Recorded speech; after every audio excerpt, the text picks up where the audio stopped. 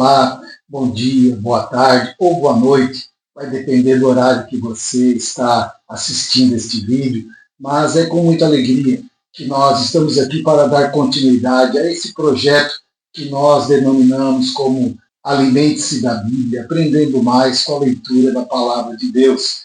Estamos lendo o livro de Atos dos Apóstolos, estamos chegando ao 15º capítulo deste livro maravilhoso. Este livro que tem nos ensinado a base da nossa igreja, a base da igreja primitiva, como tudo começou, e é muito maravilhoso podermos ler este livro. Por isso eu já quero convidar você a se inscrever em nosso canal, ativar as notificações, para que todas as vezes que nós entrarmos com um vídeo novo de mais um capítulo, você possa ser avisado e poder estar acompanhando esta leitura juntamente conosco. Também quero pedir a você, deixe um like, deixe o seu comentário, compartilhe este vídeo com seus contatos, ajuda-nos a levar esse projeto adiante para mais pessoas, porque eu creio, ele vai ajudar e edificar a fé de muitos para a glória do Senhor. Então, estamos no capítulo 15 e eu já quero convidar você também a baixar o caderno do livro de Atos dos Apóstolos. Está aqui o QR Code, está aqui o modelo, para que você possa baixar, imprimir e começar a anotar tudo aquilo que nós estamos aqui falando. Com certeza, depois de tudo preenchido, você vai ter um grande material em suas mãos e isso vai ficar gravado para que você venha, sempre que tiver alguma dúvida, poder rever o vídeo e tirar as suas dúvidas. Então agora eu quero convidar você a nós darmos continuidade lendo o 15º capítulo de Atos dos Apóstolos. E este capítulo ele vem com 3 assuntos. São eles: o Concílio de Jerusalém, que vai do versículo 1 ao versículo 21. A carta do Concílio aos cristãos gentios, que vai do versículo 22 ao 35. E o desentendimento entre Paulo e Barnabé, que vai do 36 ao 41. Esses são os 3 assuntos do capítulo 15 do livro de Atos dos Apóstolos. Agora que nós já passamos todos os recados iniciais, eu quero convidar você agora a ler comigo, então, o primeiro assunto desse 15º capítulo, que é o Concílio de Jerusalém, que vai do versículo 1 até o 21. Vamos ler, então, mais esse assunto desse livro maravilhoso. Alguns homens desceram da Judéia para Antioquia e passaram a ensinar aos irmãos: se vocês não forem circuncidados conforme o costume ensinado por Moisés, não poderão ser salvos. Isso levou Paulo e Barnabé a uma grande contenda e discussão com eles. Assim, Paulo e Barnabé foram designados com os outros para irem a Jerusalém tratar desta questão com os apóstolos e com os presbíteros. A igreja os enviou e, ao passarem pela Fenícia e por Samaria, contaram como os gentios tinham se convertido. Essas notícias alegravam muito a todos os irmãos. Chegando a Jerusalém, foram bem recebidos pela igreja, pelos apóstolos e pelos presbíteros, a quem relataram tudo o que Deus tinha feito por meio deles. Então se levantaram alguns do partido religioso dos fariseus, que haviam crido e disseram: é necessário circuncidá-los e exigir deles que obedeçam à lei de Moisés. Os apóstolos e os presbíteros se reuniram para considerar essa questão. Depois de muita discussão, Pedro levantou-se e dirigiu-se a eles: irmãos, vocês sabem que há muito tempo Deus me escolheu dentre vocês para que os gentios ouvissem de meus lábios a mensagem do Evangelho e crescem.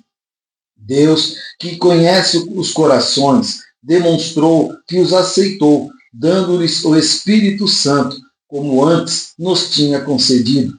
Ele não fez distinção alguma entre nós e eles, visto que purificou os seus corações pela fé. Então, por que agora vocês estão querendo tentar a Deus, pondo sobre os discípulos um jugo que nem nós, nem nossos antepassados conseguimos suportar? De modo nenhum. Cremos que somos salvos pela graça de nosso Senhor Jesus, assim como eles também. Toda a assembleia ficou em silêncio, enquanto ouvia Barnabé e Paulo falando de todos os sinais e maravilhas que por meio deles Deus fizera entre os gentios. Quando terminaram de falar, Tiago tomou a palavra e disse: Irmãos, ouçam-me. Simão nos expôs como Deus no princípio voltou-se para os gentios, a fim de reunir dentre as nações um povo para o seu nome. Concordam com isso as palavras dos profetas, conforme está escrito: Depois disso voltarei e reconstruirei a tenda caída de Davi. Reedificarei as suas ruínas e restaurarei para que o restante dos homens busque o Senhor e todos os gentios sobre os quais tem sido invocado o meu nome, diz o Senhor, que faz essas coisas conhecidas desde os tempos antigos. Portanto, julgo que não devemos pôr dificuldades aos gentios que estão se convertendo a Deus. Ao contrário, devemos escrever a eles, dizendo-lhes que se abstenham da comida contaminada pelos ídolos, da imoralidade sexual, da carne de animais estrangulados e do sangue, pois, desde os tempos antigos, Moisés é pregado em todas as cidades, sendo lido nas sinagogas todos os sábados. Após a primeira grande viagem missionária, que está no capítulo 13 e no capítulo 14, Paulo e Barnabé, eles retornam para Antioquia com a seguinte mensagem, está em Atos 14, 27. A porta da fé aos gentios está aberta. E este novo caminho, esta nova porta que Deus abrira por intermédio de Paulo e Barnabé, ele trouxe consigo grandes questões teológicas que precisavam ser resolvidas, a fim de que o crescimento do Evangelho continuasse. Por isso, foi realizado agora o Concílio de Jerusalém, que foi formado para resolver a maior crise teológica da igreja primitiva. E são elas: a salvação é pela graça, pela fé em Jesus Cristo, sem a necessidade do cumprimento total da lei de Moisés. E essas doutrinas que foram defendidas no Concílio de Jerusalém, elas foram incisivas para que continuasse o grande crescimento da igreja primitiva, agora aos gentios. E a decisão final desse concílio de Jerusalém foi esse: a salvação é inteiramente pela graça, mediante a fé em Jesus Cristo, e é apartada as obras da lei, ou seja, a lei de Moisés não precisa ser cumprida por esses novos convertidos. Esse foi o resultado desse concílio de Jerusalém, o qual ajudou a que houvesse o crescimento da igreja, o qual eles pudessem continuar pregando o evangelho aos gentios somente pela graça, pela fé em Jesus Cristo, sem a necessidade de serem circuncidados, assim como estava sendo pregado àqueles que foram a Antioquia, pregando a necessidade da circuncisão e o cumprimento da lei de Moisés. Para que você possa entender, tudo isso começou quando alguns homens que foram identificados depois como pertencentes do partido religioso dos judeus, quando eles vão a Antioquia e lá eles querem pregar um evangelho híbrido.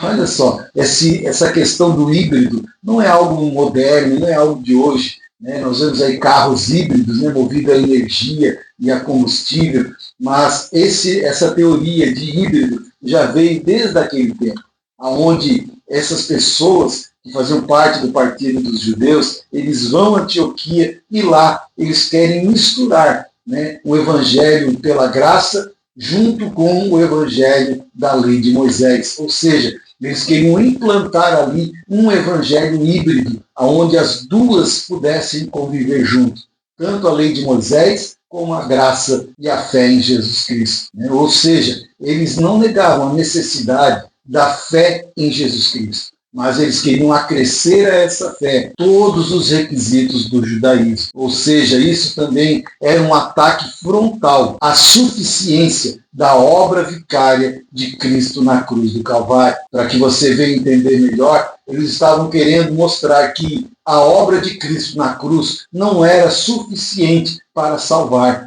Tinha que ter a fé na obra, mas também o cumprimento da lei de Moisés. E essa era a mensagem híbrida que aqueles judeus queriam implantar naquele tempo. No versículo 7, nós vamos ver que o concílio se reúne. E uma palavra que deixa bem claro é que nesta reunião, neste concílio, houve muita discussão. Não discussão de briga, mas discussão de conversas, de teorias, de pensamentos, de filosofias, de idealismos. Houve muita discussão, muita conversa entre eles. No meio de tanta discussão, Pedro se levanta. Olha, essa era uma característica de Pedro.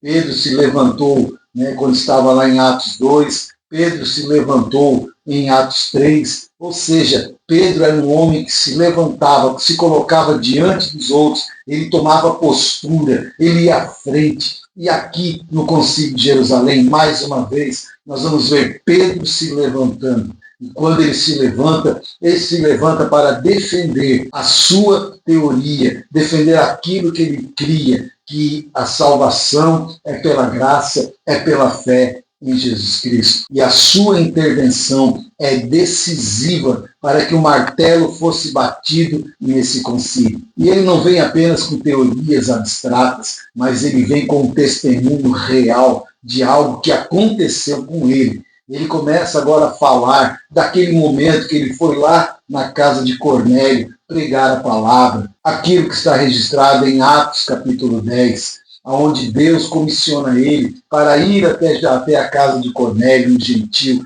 e lá ministrar a palavra. E nessa intervenção de Pedro, ele estabelece 3 pontos fundamentais para que pudessem chegar a uma decisão. Sempre lembrando que ele estava falando daquele momento que ele vai lá na casa de Cornélio. Primeiro ponto que Pedro levanta: a escolha soberana de Deus. Deus escolheu Cornélio e sua família, foi uma escolha divina. Deus os escolheu, Deus mandou um anjo falar com eles, Deus mandou Cornélio chamar Pedro, porque Deus tinha escolhido aquela família para se revelar. Segundo ponto que Pedro levantou: o testemunho do Espírito Santo.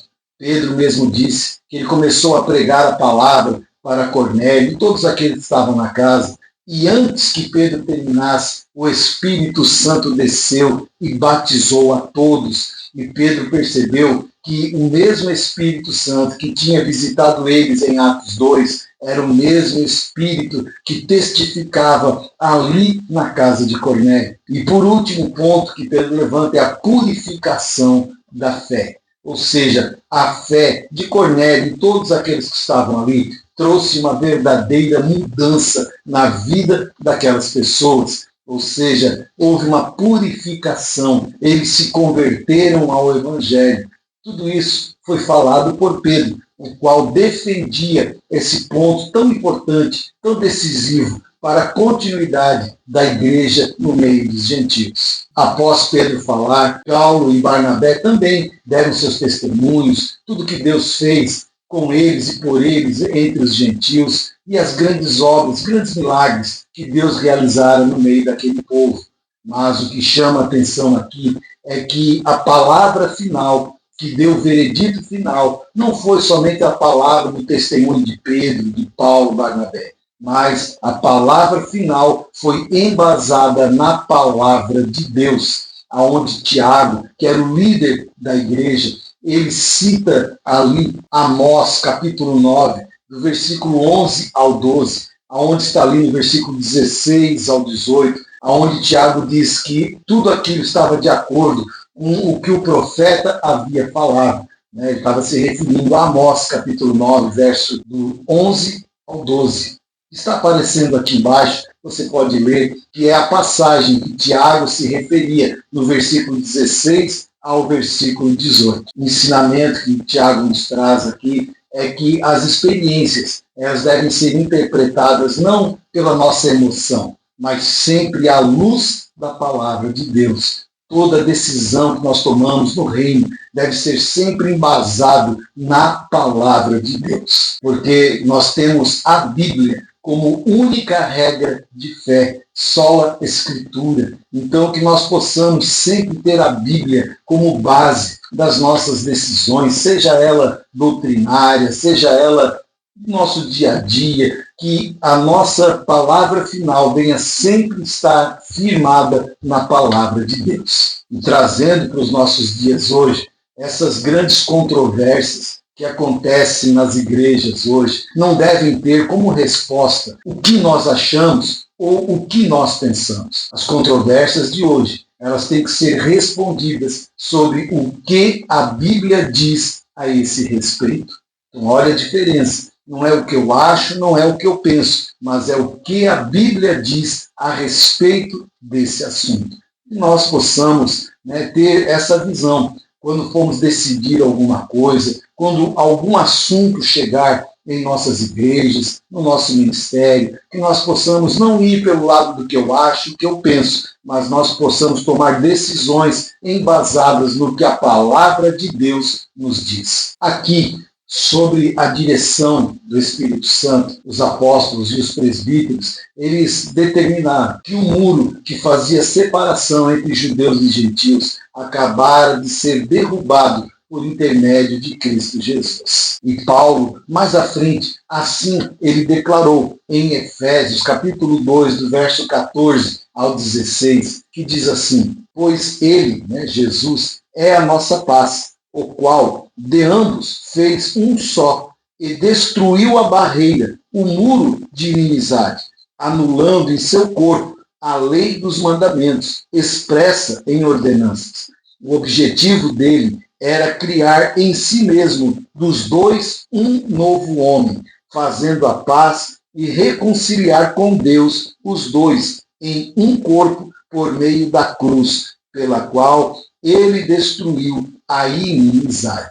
Então aqui Paulo ele reforça mais na frente essa ideia, esse resultado do concílio de Jerusalém, onde agora Cristo ele une gentios e judeus, ele reúne em um só corpo, uma só família, uma só fé, um só Deus, uma só visão. Então aqui foi decretado esta união, a barreira foi quebrada, não havia mais separação entre judeus e gentios, porque Cristo uniu-os na cruz do Calvário. Aqui nós terminamos então esse primeiro assunto, onde nós vamos ver que lá no concílio de Jerusalém foi determinado que a salvação é pela fé, pela graça, e sem a necessidade do cumprimento das leis de Moisés. Agora nós vamos entrar no segundo assunto, que é a carta do concílio aos cristãos gentios, que vai do versículo 22 ao versículo 35.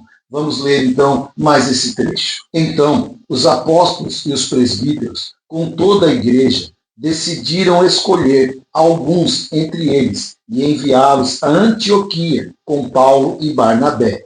Escolheram Judas, chamado Barsabás, e Silas, dois líderes entre os irmãos. Com eles enviaram a seguinte carta: os irmãos apóstolos e presbíteros, aos cristãos gentios que estão em Antioquia, na Síria e na Sicília. Saudações. Soubemos que alguns saíram do nosso meio sem nossa autorização e os perturbaram, transtornando a mente de vocês com o que disseram. Assim, concordamos todos em escolher alguns homens e enviá-los a vocês, com nossos amados irmãos Paulo e Barnabé, homens que têm arriscado a vida pelo nome de nosso Senhor Jesus Cristo. Portanto, estamos enviando Judas e Silas para confirmarem verbalmente o que estamos escrevendo.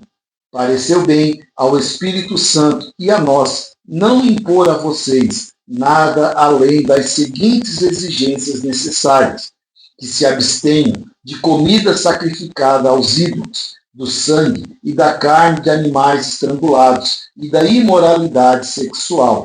Vocês farão bem em evitar essas coisas, que tudo lhes vá bem. Uma vez despedidos, os homens desceram para Antioquia, onde reuniram a igreja e entregaram a carta. Os irmãos a leram e se alegraram com a sua animadora mensagem. Judas e Silas, que eram profetas, encorajaram e fortaleceram os irmãos com muitas palavras. Tendo passado algum tempo ali, foram despedidos pelos irmãos com a bênção da paz, para voltarem aos que os tinham enviado. Mas Silas decidiu ficar. Paulo e Barnabé permaneceram em Antioquia, onde com muitos outros ensinavam e pregavam a palavra do Senhor. A escolha de Judas, Barsabás e Silas não foi uma escolha aleatória, não foi uma escolha qualquer. Judas e Silas, eles eram homens notáveis, líderes notáveis. E eles foram para lá, junto com Paulo e Barnabé, com duas missões bem claras. Primeira missão, confirmar a autenticidade da carta enviada. E segunda grande missão, prevenir divisões. Caso algum outro judeu quisesse lá implantar aquela mensagem de que era necessária a circuncisão, eles estariam ali para impedir esse tipo de pensamento. Então Judas e Silas, eles vão junto com Paulo e Barnabé para levarem esta carta, para darem autenticidade e para impedir que uma mensagem contrária àquela que eles estavam levando fosse difundida naquele lugar. Quando eu falo que a escolha deles não foi aleatória, eu quero dizer principalmente a escolha de Silas, porque Silas, nós vamos ver que ele se torna companheiro de Paulo em sua segunda grande viagem missionária. Então veja como Deus já estava no controle.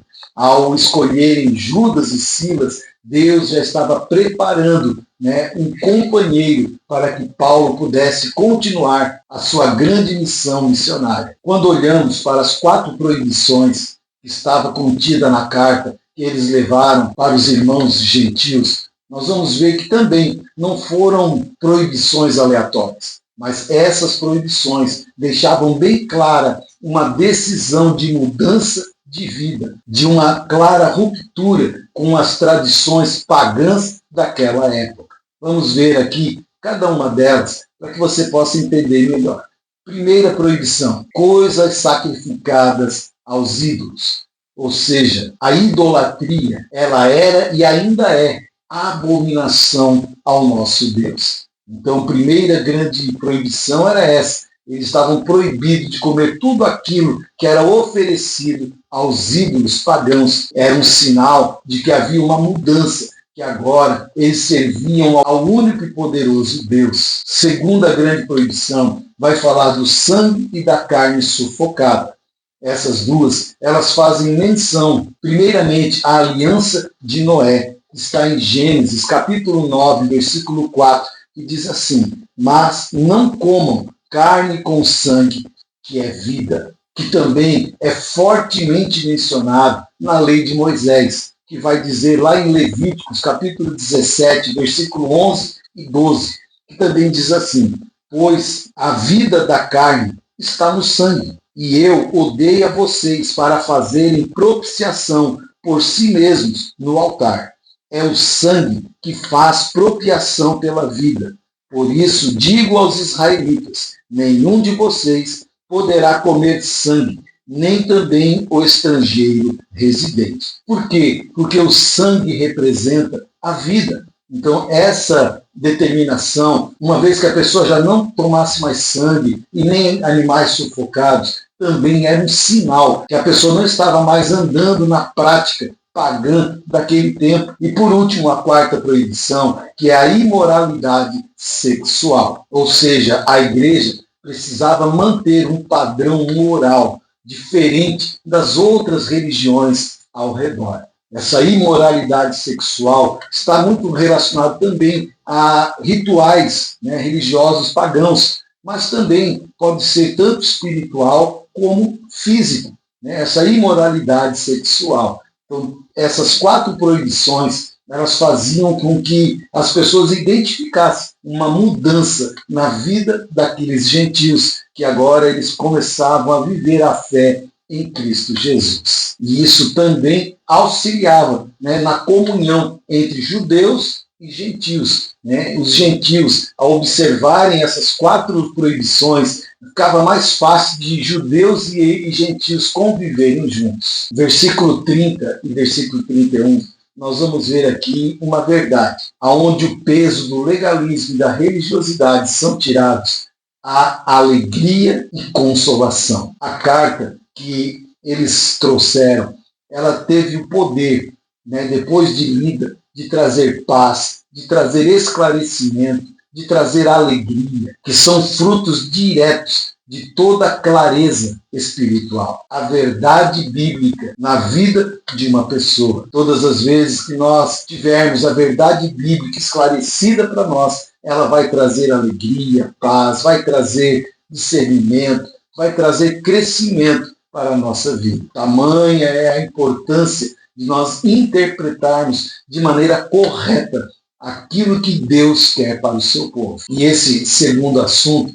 ele vai terminar desta forma. A crise foi resolvida. A igreja fortalecida na graça e agora estava pronta para avançar na sua grande missão. E a partir de agora, então, nós vamos para o último assunto, o terceiro assunto do 15º capítulo, que é o desentendimento entre Paulo e Barnabé, que vai do versículo 36 ao versículo 41. Vamos à leitura, então, deste último assunto do 15º capítulo. Algum tempo depois, Paulo disse a Barnabé: voltemos para visitar os irmãos em todas as cidades onde pregamos a palavra do Senhor, para ver como estão indo. Barnabé queria levar João, também chamado Marcos, mas Paulo não achava prudente levá-lo, pois ele, abandonando-os na Panfilha, não permanecera com eles no trabalho. Tiveram um desentendimento tão sério que se separaram. Barnabé, levando consigo Marcos, navegou para Chipre, mas Paulo escolheu Silas e partiu, encomendado pelos irmãos à graça do Senhor. Passou então pela Síria, pela Sicília, fortalecendo as igrejas. O relato de Atos 15, do verso 36 ao 41, não é um escândalo a ser escondido, mas, na verdade, é uma lição divinamente inspirada sobre a realidade da vida cristã que deve ser aprendida. Por isso eu quero dividir esse assunto em 4 partes, para que você venha entender o que aconteceu e o que vamos aprender com isso. Primeira parte, a proposta de Paulo. Segunda parte, o ponto da discórdia. Terceira parte, a separação dolorosa. E por último, a multiplicação soberana da obra de Deus. Então, primeiro, vem a proposta de Paulo. Versículo 36. É o chamado para uma nova jornada.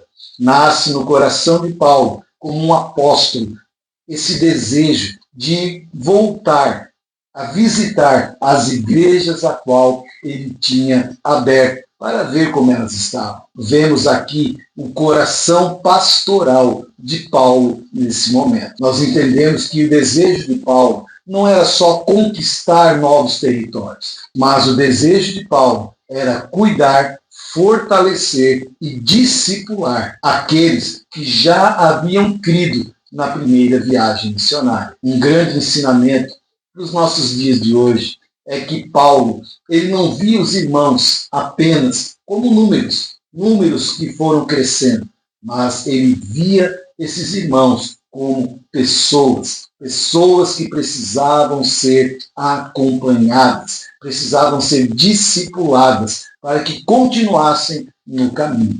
Hoje, infelizmente, o que nós vemos são líderes tratando pessoas como números, apenas números, conquistas que foram alcançadas. Mas Paulo nos ensina que não devemos olhar como números, mas devemos olhar como pessoas que precisam ser discipuladas para continuarem firmes no caminho e ganhando almas para o reino de Deus. O que também chama a atenção era o sentimento de responsabilidade que Paulo tinha sobre aquelas almas. Eu e você somos responsáveis por todas as almas que nós ganhamos para o reino de Deus. Então, que esse sentimento venha estar em nosso coração todos os dias. Somos responsáveis em discipular, apoiar, fortalecer cada uma dessas pessoas que tiveram um encontro com Cristo. O que nos ensina também que a obra de evangelização ela fica incompleta se não tiver um bom discipulado. Segundo ponto que nós vamos ver é o ponto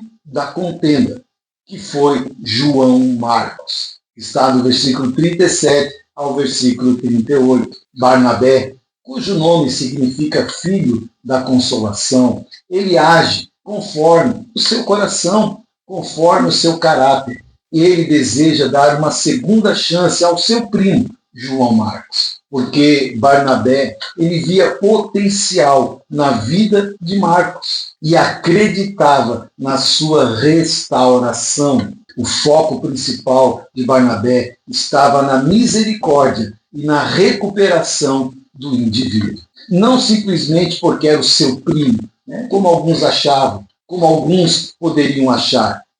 Quer levar ele porque ele é primo, quer dar uma chance porque é parente. Não, mas era porque o coração de Barnabé, como diz aqui, era filho da consolação. Ele tinha misericórdia e ele queria recuperar o ministério de Marcos, porque ele sabia que Marcos tinha potencial. Por outro lado, nós temos Paulo, que já olhava com outros olhos. Paulo já olhava com os olhos da responsabilidade e do padrão ministerial. Para Paulo, a obra do Senhor é coisa séria, é coisa árdua e exige tal comprometimento. Não pode ser feito de qualquer maneira. E de acordo com o ponto de vista de Paulo, a deserção de Marcos o desqualificava para continuar nesse grande projeto. Ou seja, levar alguém que já tinha demonstrado instabilidade na obra missionária poderia prejudicar todo o trabalho, todo o investimento e ainda colocar em risco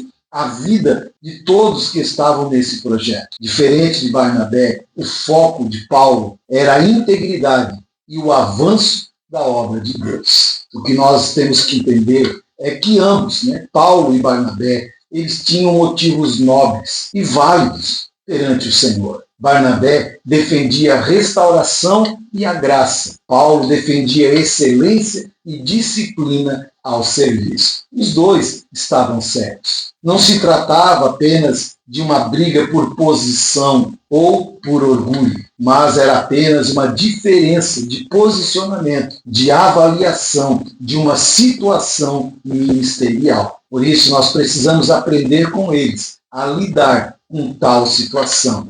Alguns são movidos pela misericórdia, pela graça, outros são movidos pela seriedade, outros são movidos pela rigidez que a obra exige daquele que coloca a mão no arado. Então nós precisamos aprender a lidar. Não que ambos, de um lado está errado e do outro não, mas ambos estão certos. O que nós precisamos é aprender a lidar com essas situações. Depois vem a terceira parte, que é a separação dolorosa, que está no versículo 39, na parte A. E este versículo é poderoso para nos fazer lembrar que enquanto nós estivermos neste corpo, nós estaremos sujeitos a caminhar com pessoas que têm visões diferentes da nossa, o mesmo objetivo, mas com visão diferente. Também nos alerta que devemos estar preparados para lidarmos com conflitos internos dentro da igreja local. Ou seja, nem tudo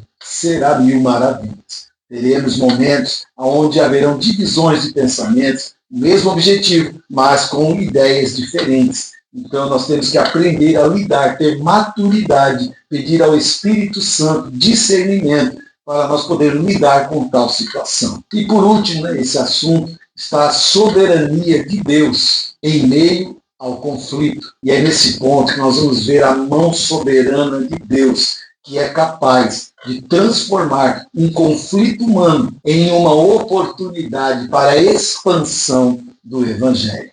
Deus é maravilhoso. Agora, com tudo isso acontecendo, Deus ele consegue formar duas equipes missionárias.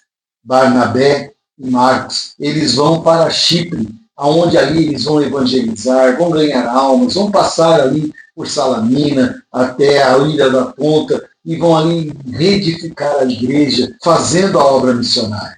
Enquanto Paulo e Silas irão iniciar a segunda grande viagem missionária de Paulo. Olha como Deus é poderoso. De um conflito humano, aonde poderia acabar a missão, Deus é poderoso. Em vez de acabar, Deus agora multiplica a obra missionária. Uns vão para Chipre e Paulo e Silas vão fazer a segunda grande viagem missionária. É a providência divina. Deus, na sua sabedoria, usou do conflito para colocar cada obreiro no lugar certo, cada missionário no caminho certo. E agora, aqui, nós terminamos esse capítulo 15, onde nós vemos o início da segunda grande viagem missionária. Agora não é mais Paulo e Barnabé, agora é Paulo e Silas. E nesta segunda empreitada, Paulo e Silas, eles agora começam sua viagem via terrestre, passando pelo Monte Amanos, as portas da Síria, e adentrando a Sicília e a Galácia. E aí nós entramos já depois no capítulo 16, onde vai narrar a segunda grande viagem missionária. Assim, terminamos agora o capítulo 15. Creio que Deus ele tem mostrado para você, Deus tem tirado dúvidas a seu respeito, quem sabe, sobre a primeira, segunda viagem missionária, como aconteceu. Queridos, como é bom nós lermos o livro de Atos, porque nós vamos aprendendo como tudo aconteceu, todas, quem sabe, as dúvidas que nós tínhamos estão sendo esclarecidas, como houve a primeira, como aconteceu a segunda, o concílio de Jerusalém. Olha só, que coisa maravilhosa. Eu já quero convidar você a se inscrever no canal, ativar as notificações, para que você venha estar nos acompanhando. Baixe o caderno do Atos dos Apóstolos, está aqui o QR Code, preencha eles, depois arquive esse material, deixe o seu comentário, deixe o seu like, se inscreva, também participe dos nossos cultos online, toda quinta-feira, 19h30, todo domingo, 19 horas. Vai ser uma grande alegria poder ter você junto conosco nessa grande viagem missionária. Que Deus te abençoe e até o próximo vídeo.